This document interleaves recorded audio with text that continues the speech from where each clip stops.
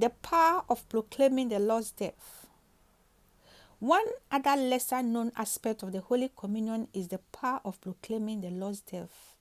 Paul said, "For as often as you eat this bread and drink this cup, you proclaim the Lord's death till he comes."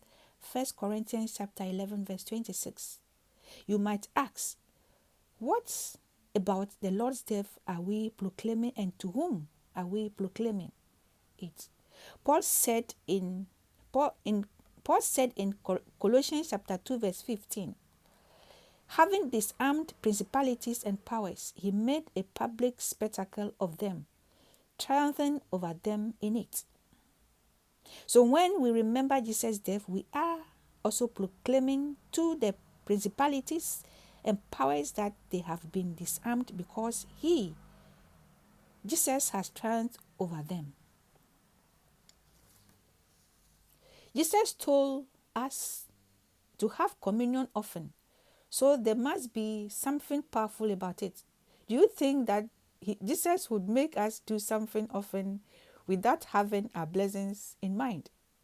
Those who believe in the power of that one perfect sacrifice on the cross know that Jesus' blessings of health, wholeness, and preservation abound at his table. So always make yourself ready. Come boldly to his table and partake and drink from the cup and break the bread. God has made it truly easy for his people to walk in divine health. We just need to come to his table, put our faith in his broken body for our healing, and partake. It is so important, yet so powerful. That is why the devil has tried to steal this truth from the church by making Christians believe that they should not partake. And the devil does this by making them believe that they are unworthy to partake to the Lord's table.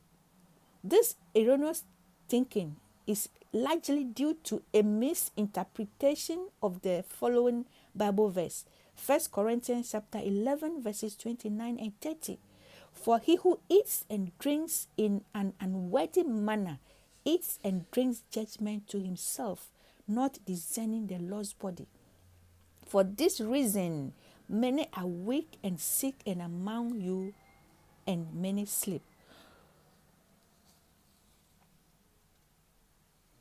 So let us read for ourselves what Paul said in 1 Corinthians chapter 11, verses 27 to 29. Read it to yourself.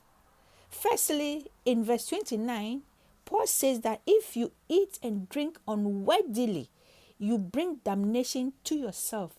Let us get one thing straight. The word unworthily is an adverb, which means it modifies the verb.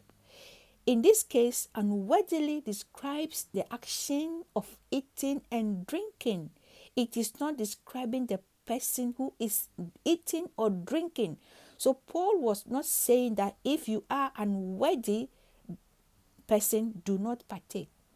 Yet the church has somehow misconstrued that teaching, and now Christians are saying, if you are unworthy, don't partake.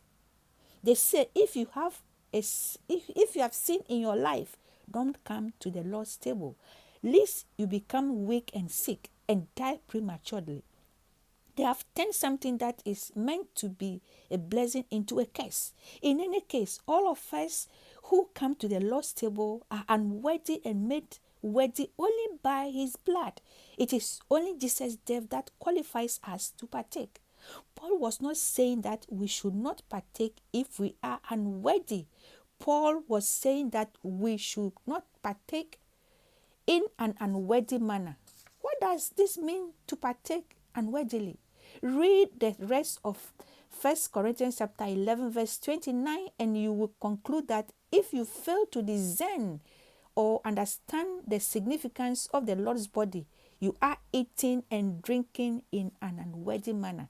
The Corinthians partook unworthily because they did not recognize that the broken body of the Lord was meant to bring them health and wholeness. And by treating the Holy Communion as a ritual, they missed out on the blessings. The Corinthians did not understand the significance of the bread. They did not know why they were partaking. This is what it means to partake unworthily. The manner in which we partake will determine whether we experience the benefits of the Lord's body. If our attitude is just a piece of bread, then that is what it will be, and we will have been robbed as we will have robbed ourselves of the life-giving effects of the bread that is offered at the Lord's table.